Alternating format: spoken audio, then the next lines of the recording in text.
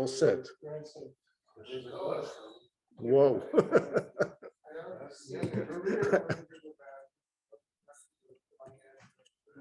Surprised myself.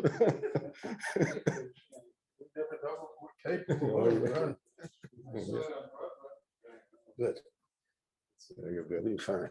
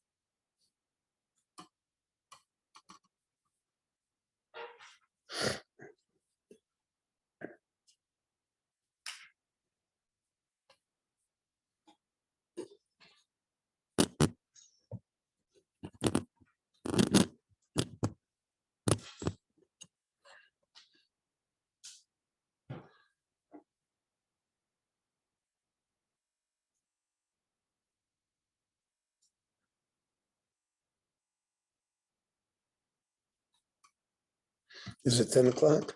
No, it's 7 minutes. Okay. All right. 7 minutes. Good.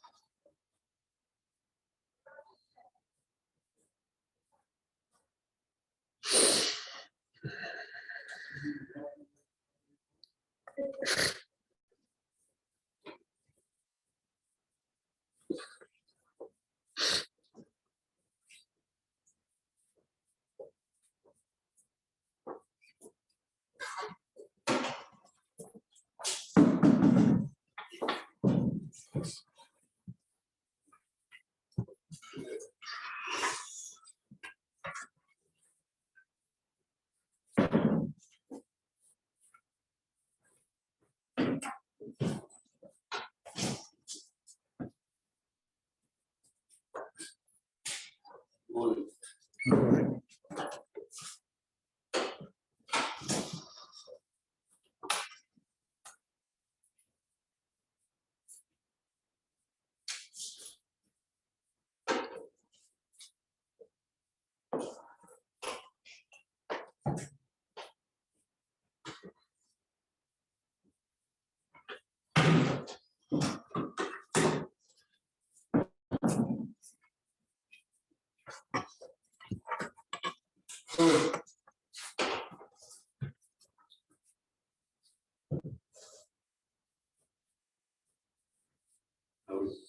We usually turn on the light. You go. Good enough.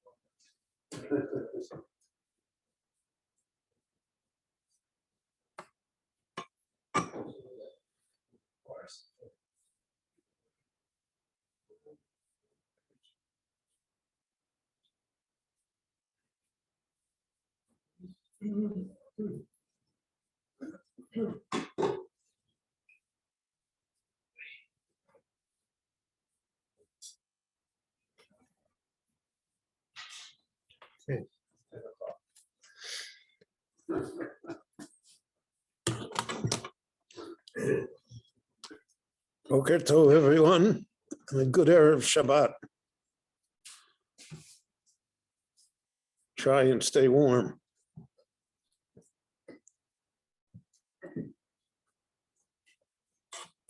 We know the concept of Maseh Avot Siman Labonim applies in Chumash Breshit. The Ramban says that that's the main theme, so to speak, of the Chumash, the lesson that we should learn from it.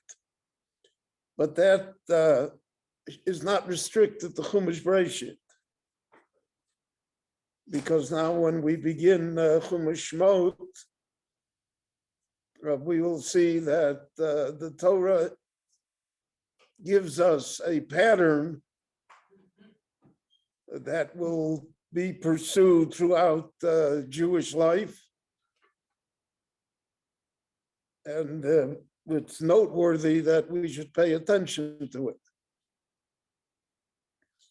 Moshe Rabbeinu is an unlikely hero.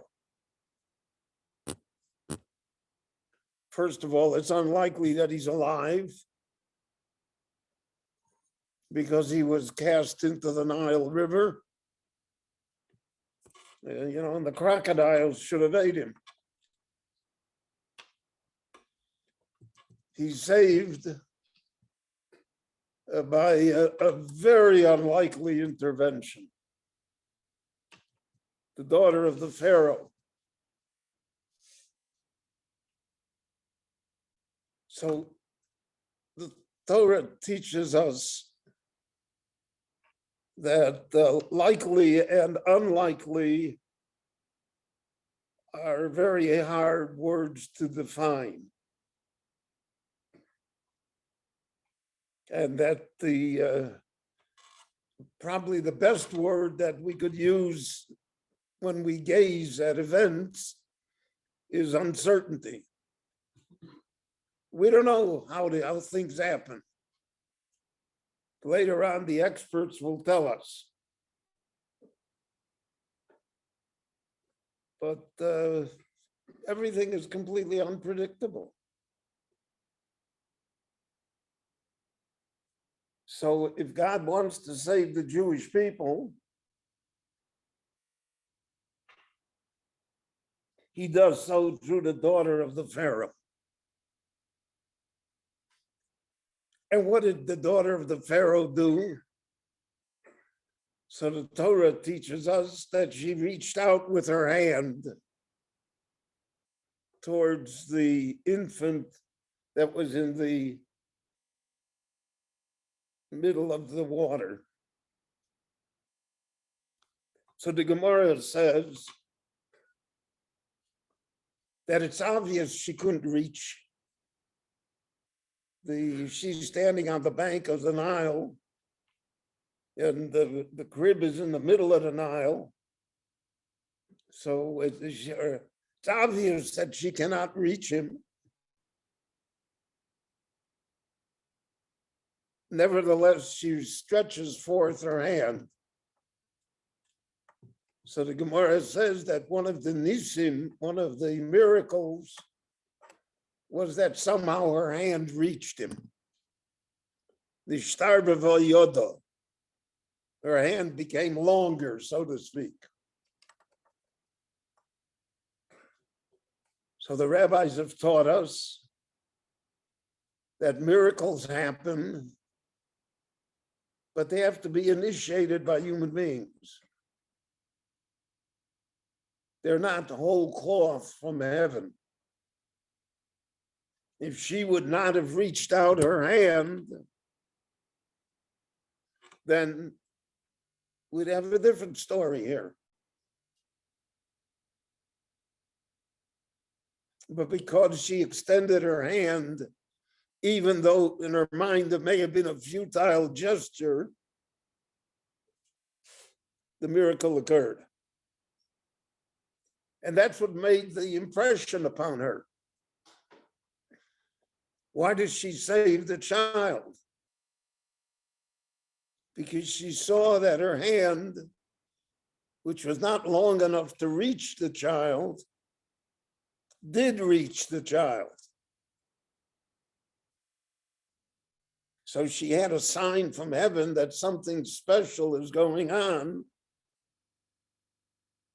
And therefore she listens to Miriam,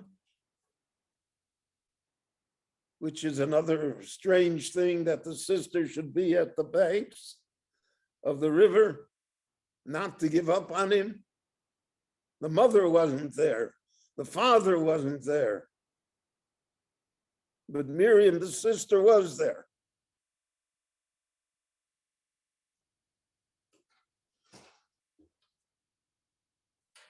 And she brings, therefore, Yocheved to nurse Moshe, that he should survive. And she raises him in the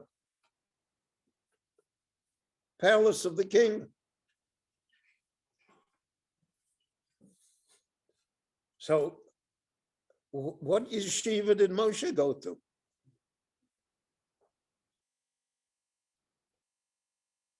He's raised in the palace of the king. And he has every privilege imaginable.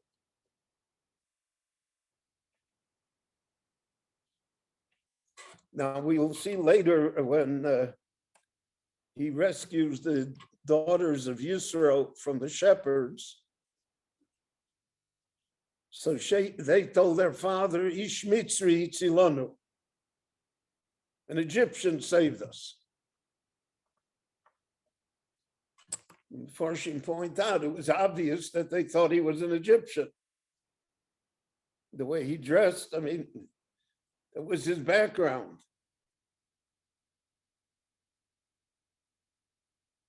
But not only that, Moshe himself thought of himself as an Egyptian. Ish Mitzri Tzilanu, he didn't correct them. Chazal say, why was Yosef buried in Eretz Israel and Moshe never was? because Misha Hoda Be'artzo, Nikbar Be'artzo. Yosef said he was a Hebrew. Gunav the Eretz Ivrim, he said to Paro. I'm a Jew. So therefore he was zoche to be buried in Eretz Israel. They took his bones back with them. Mishalohoda Ba'art, so Moshe did not say, no, I'm not an Egyptian, I'm a Jew. He let it rest. Lo Nikbar Ba'art, so he didn't come to Krura in Eretz Israel. It's a frightening statement. Chazal about Moshe Rabbeinu. But it describes Moshe's state of mind here.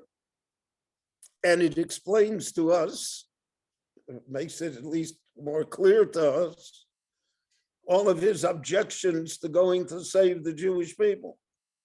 Because he doesn't see himself part of them. He was not in their slavery. He hasn't been with them for 60 years. We don't know what happened to Moshe from the time that he killed the Egyptian and he ran away. When according to Chazal, he was 18 or 20 or 21. And now he comes back, he's 80. What happened in the interim? The Torah is absolutely silent. There are all sorts of midrashim. There are all sorts of legends about where Moshe was and what he did. But he wasn't part of the Jewish people.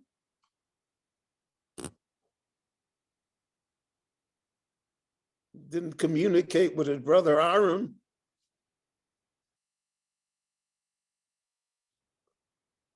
And he's content to remain a shepherd, to take care of Yisro's flocks, and then he marries a daughter of Yisro. And he has nothing to do with the Jewish people. He's the complete outsider. So again, if we were writing the script,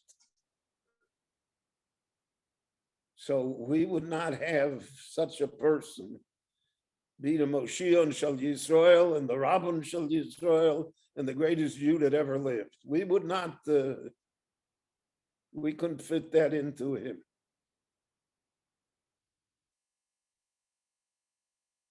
But Hodom Yira Leinayim Vashem Yira Levov. We see only superficially. And God sees it differently.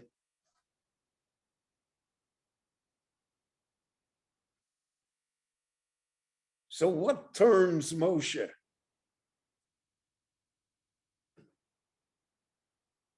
Why does God even initiate the conversation with him? So it says in the Torah, I've discussed this before, but it's a basic, really a basic idea on life.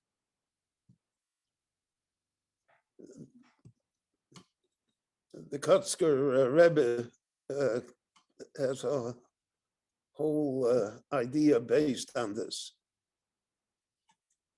There's a burning bush. The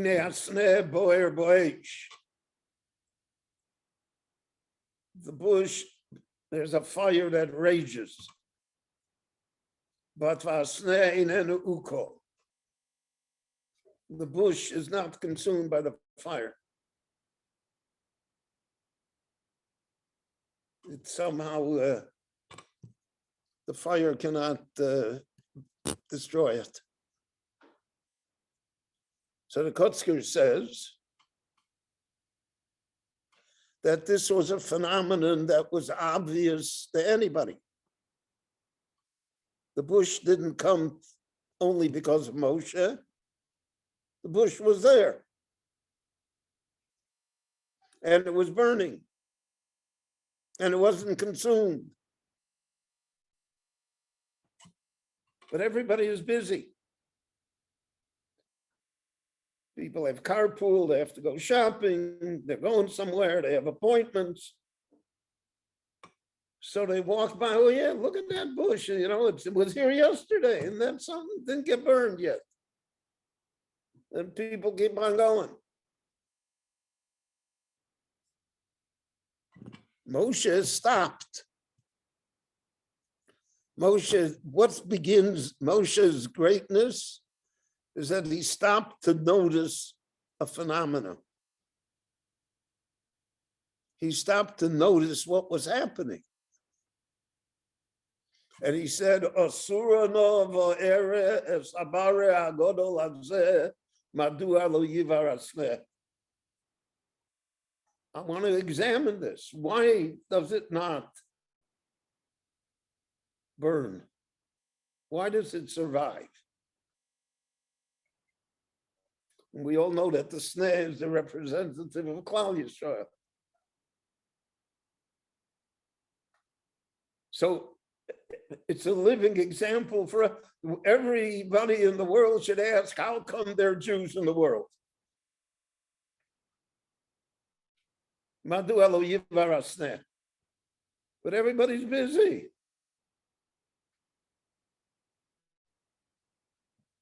So the basic question is ignored. Moshe stopped and asked, I'm going to stop. I'm going to view what happened there. So it says in the Pasuk, Vayar Hashem kisor liros. God, so to speak, saw that someone stopped. Someone noticed. That's the beginning of greatness, to notice things. To appreciate why. How come?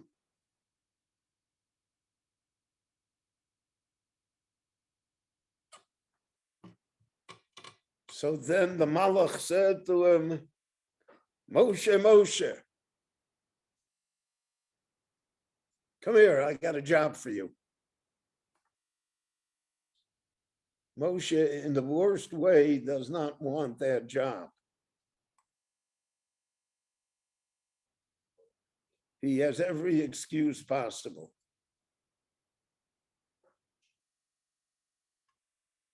Moshe could never be elected a rabbi, he doesn't speak well. Moshe has where he's. Who says that Moshe is Jewish even? What happened to him for 60 years? Where's his smicha?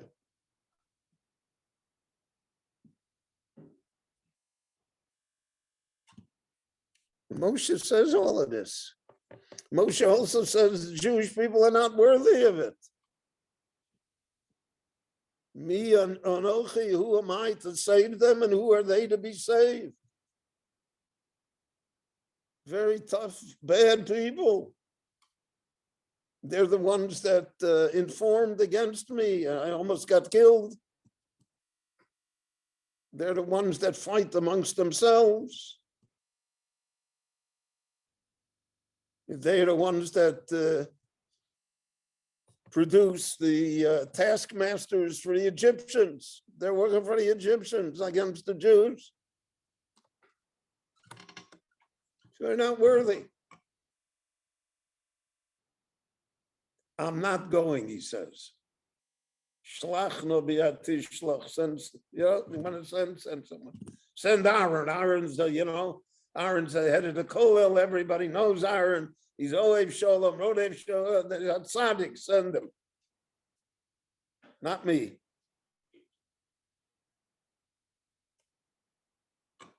So that is an incident that is repeated over and over again.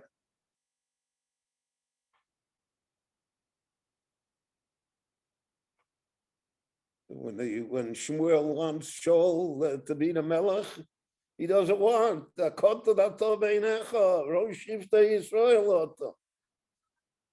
What do you mean, no? David HaMelech? Doeg or Adomi, who was the head of the Sanhedrin, said, how can David be the king? He's not even Jewish. He comes from Rus, from Gerim, from Moavim. It's apostle. That's who God picks to be the Melech. He's going to be the Melech HaMashiach.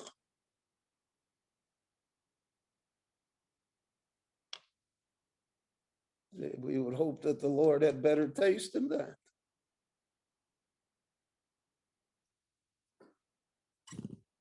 Unlikely people from the outside. Shmuel Hanovi comes to find the Melech. So Yishai has 7 sons. He picks, one of them is Kolev.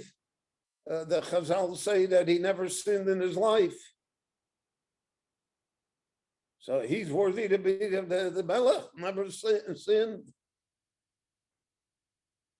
God says, no, not him, not him, not him, not him. Till Shmuel says, well, do you have anybody left? He said, yeah, we have a little brother, and he's a shepherd, and he doesn't do well in school. He's a big troublemaker. He doesn't look like us. He's red. That's the one. Another outsider.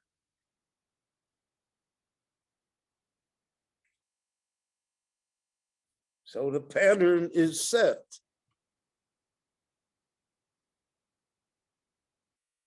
Now, how the Jewish people will be saved and salvaged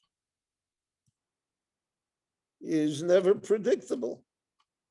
There's all sorts of twists and turns that make no sense and don't fit into our narrative.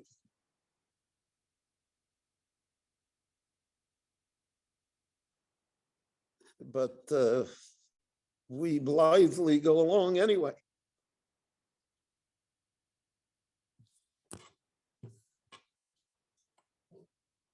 I have a story that I've told many times that reflects these ideas regarding Moshe.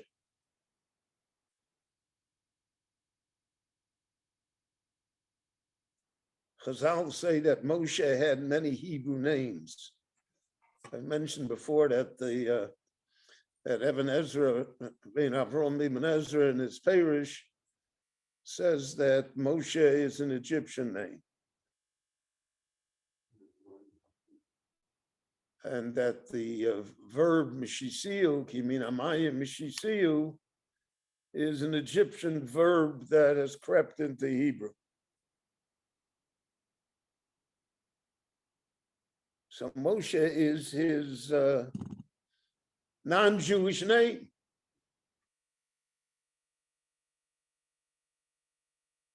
Moshe is Eric, Jeffrey, whatever.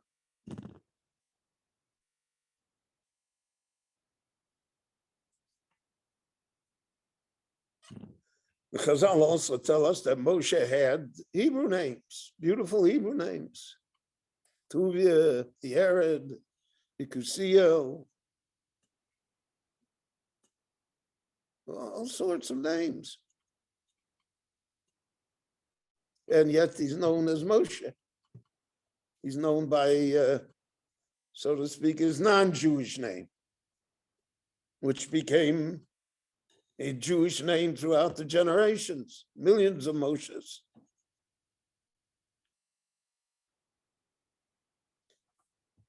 So again, the Kotzker asked, why?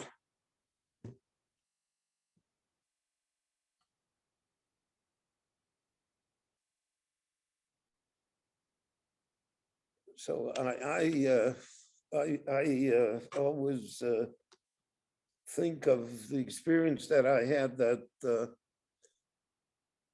Yad Vashem, who was a Jew from Los Angeles by the name of Spiegel, that built the Children's Museum at Yad Vashem. It's a building that's dedicated to the memory of the 1.5 million children 1.5 million under the age of 12 that were destroyed in the Shoah.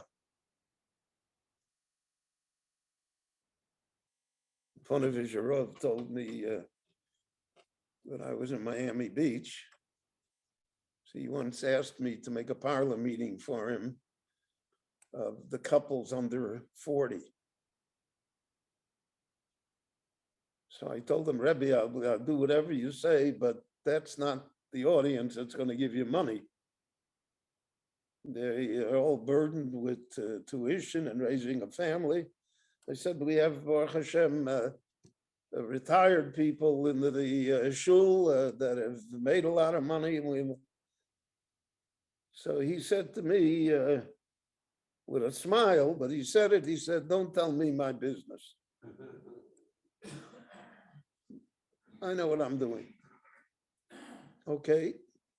So my wife made a beautiful spread, and we had about 25, 28 couples that came, I think. And the Rav got up. I introduced him, and the great Ponevezh Rav, and the Rav got up and he said to them, he said it in Yiddish, but in broken English too, but everybody understood it. He said, there are 1.5 million Jewish souls that are floating in the ether, in the air, and they're looking for a body. Your job is to give them a body.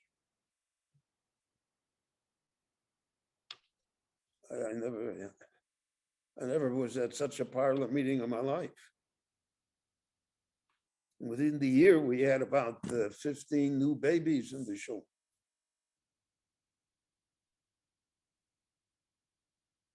So at this children's museum, when you walk in, I think most of you have been there.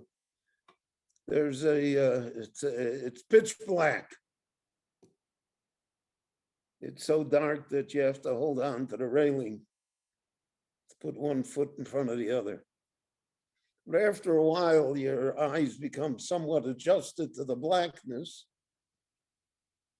And you see that the roof, the ceiling, is dotted with little sparks of light, like stars in the night. And those little sparks of light represent the children.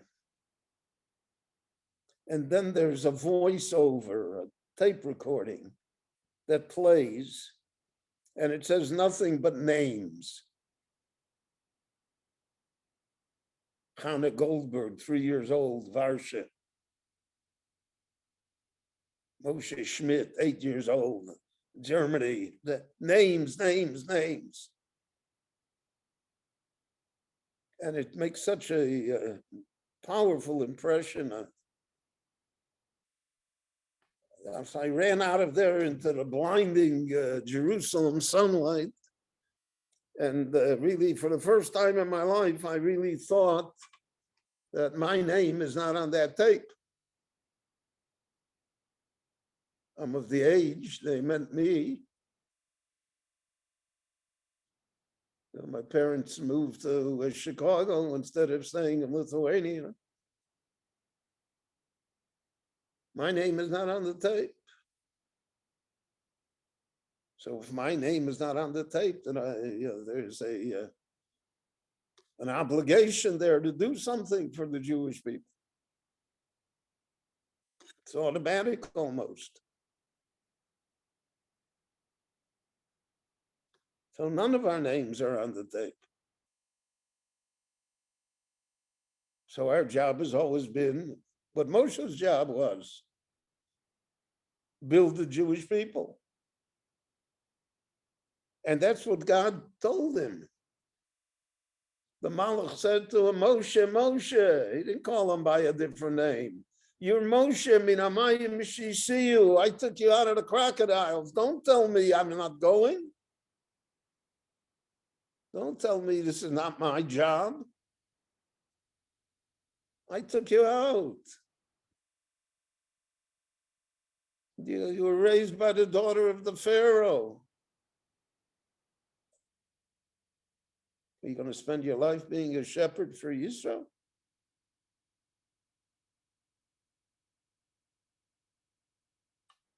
And therefore, the Lord does not accept any of his excuses.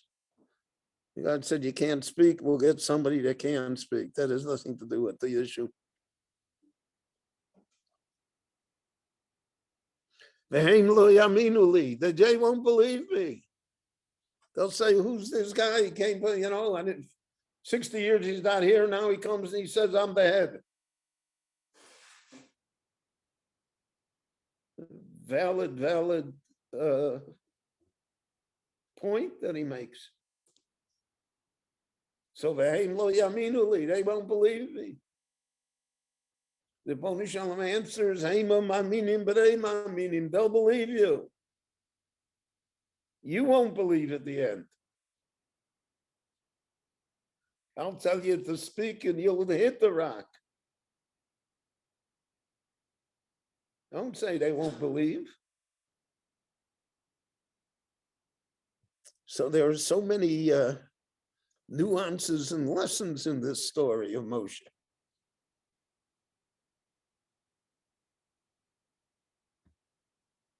And Moshe will have to suffer disappointment. You cannot, in the Jewish world, I would say in the world generally,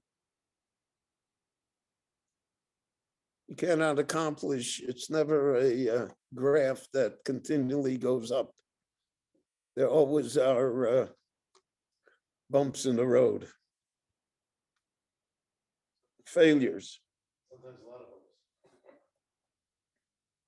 So it says, Sheva Yipol Tzadik Vakom. The righteous fall 7 times. So Moshe is going to have here, he brings Makos and nothing happens. Makes 0 impression on Paro. And the Jewish people come and complain. And so he complains to God, so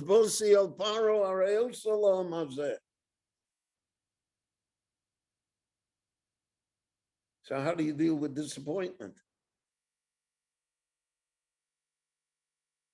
And in the back of his mind is always the fact that I don't want this job.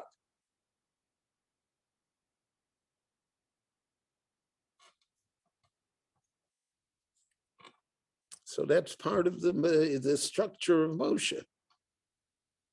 And that's part of the structure of Jewish leadership throughout all of the generations.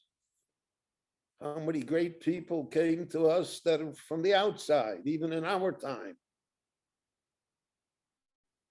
I mentioned, for instance, the most well-known Parish on Mishnayos today, that's an enormous bestseller, is from a Jew named Pinchas Kahati, right? I think all of us have probably a Kahati Mishnayos, but we're aware of it.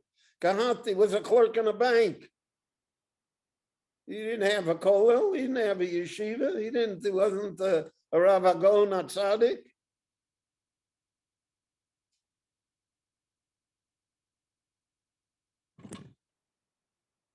The Baruch Shalom has his ways, how to be Marbitz Torah.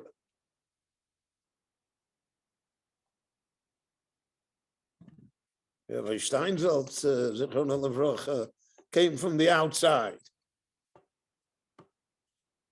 So he opened up the Talmud to thousands and tens of thousands of Hebrew speakers. So you can argue with him, whatever, but look what happened. And look at it, he had so many imitators now.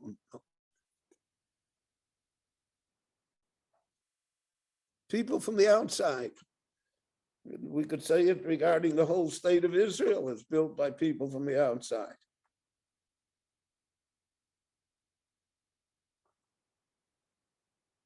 Confirmed socialists, Marxists. So what are they doing here? Why did they risk their lives? So that's Surah Nova Eres Amare Agodol Hazeh. To stop and look at the great vision here. The bush that is never consumed. The Jewish people that renew themselves. And if we have such an ability to view things, so then we can appreciate the evolution, so to speak, of Moshe Rabbeinu into becoming Moshe Rabbeinu. From Ish Mitzri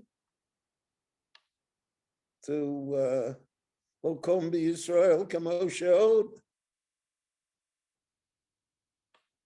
That is really a lesson for us. Because in our own way, each and every one of us is our own Moshe, our own Miriam, our own Yocheved. All of us are challenged by what happens in life. And all of us sometimes are disappointed by people and sometimes even disappointed by God. But that never is an excuse. It never is something that allows us to say, well, that's it. And therefore, this lesson of Moshe Rabbeinu remains as one of the basic